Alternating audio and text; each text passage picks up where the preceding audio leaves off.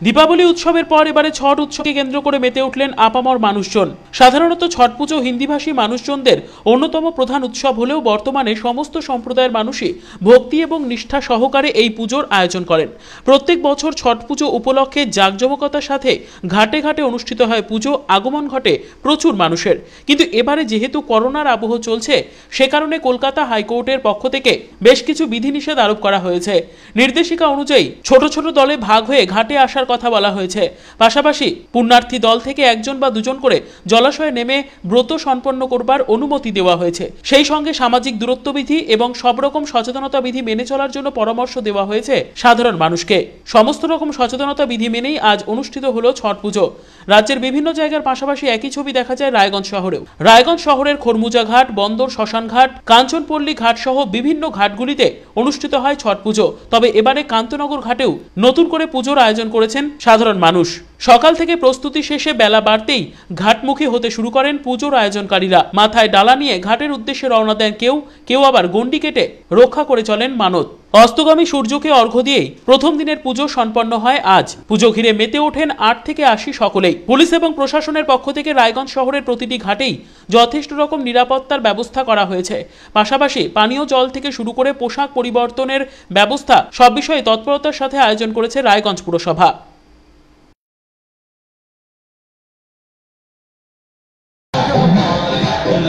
আমরা এই যে করোনার জন্য যেটা শুনছিলাম যে পৌরসভা শ্মশান, বন্দর শ্মশানে যেটা প্রবলেম আমাদের, ওটার জন্য সব দূরত্ব রাখার জন্যই আমরা এবারে নতুন করে প্রোগ্রাম করেছি কান্তনগর ঘাটে। আমাদের 27 নম্বর ওয়ার্ড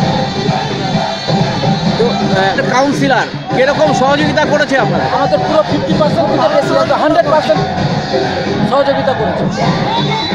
কেমন লাগছে যে প্রতিবার কি এখানেই এবার থেকে আমরা প্রতিবারই এখান থেকেই আমাদের সহযোগিতার ফিসটা হয়ে গেছে। এবার আমাদের সহযোগিতা চাই কাউন্সিলরে, আমরা প্রতি বছর এখানে। রায়গঞ্জের পাশাপাশি একই ছবি দেখা যায় কালিয়াগঞ্জ শহরেও।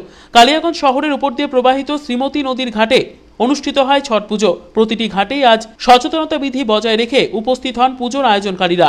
সাধারণ দর্শনার্থীরাও এদিন হাজির ছিলেন। কলকাতা হাইকোর্ট এবং রাজ্য সরকারের নির্দেশাবলী মেনেই পুজো আয়োজিত হয় আজ। পুলিশ এবং প্রশাসনের পক্ষ থেকে সব রকম ব্যবস্থা নেওয়া হয়েছে। কোন রকম দুর্ঘটনা এড়াতে মোতায়েন রয়েছে অতিরিক্ত পুলিশ। পুরসভার পক্ষ থেকেও মাস্ক, স্যানিটাইজার, পানীয় জল সহ সব রকম ব্যবস্থা করা হয়েছে।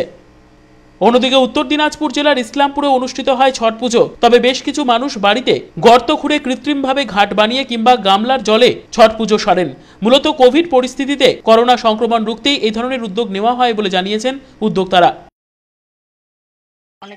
অনেকে গামলা করতেছে, কেউ যার একটু জায়গা আছে সে করতে করতে হ্যাঁ গামলার ভিতরে জল দিয়ে সে পূজা করতেছে। আর তার ভিতরে দেখতেছি যে ভাইরাস, হ্যাঁ মহামারী, হ্যাঁ করোনা মহামারী, ওই জন্য আমরা আগ্রহ করে আর করিনি।